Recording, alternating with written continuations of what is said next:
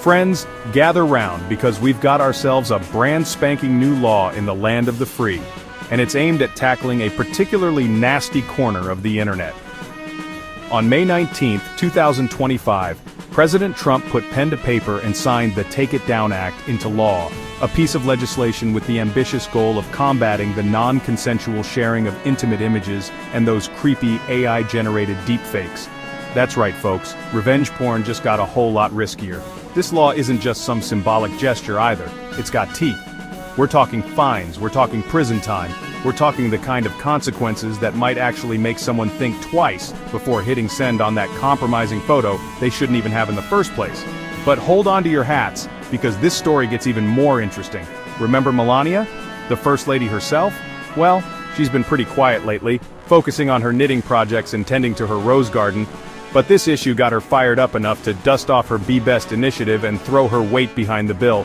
So buckle up, buttercups, because we're about to dive deep into the nitty-gritty of this new law, explore the surprising wave of support it's received, and unpack some of the concerns being raised by those who worry about its potential impact on our digital freedoms.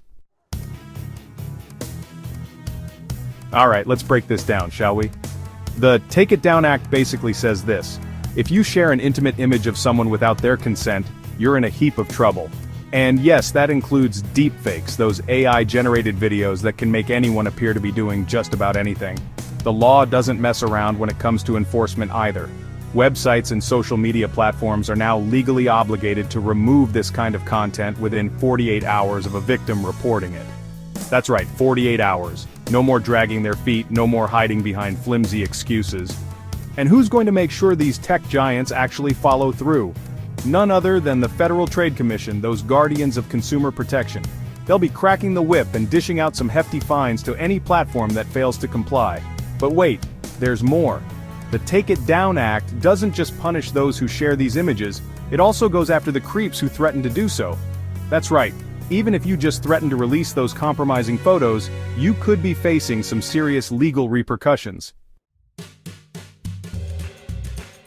Now you might be thinking, this all sounds great, John, but we're talking about Congress here. Surely they couldn't agree on something as straightforward as protecting people from online harassment. And normally you'd be right to be skeptical. But here's the kicker. This bill sailed through both the House and the Senate with overwhelming bipartisan support. That's right, even Ted Cruz and Amy Klobuchar managed to find some common ground on this one. And it's not just politicians jumping on the bandwagon. Even those tech giants who usually fight tooth and nail against any kind of regulation have lined up to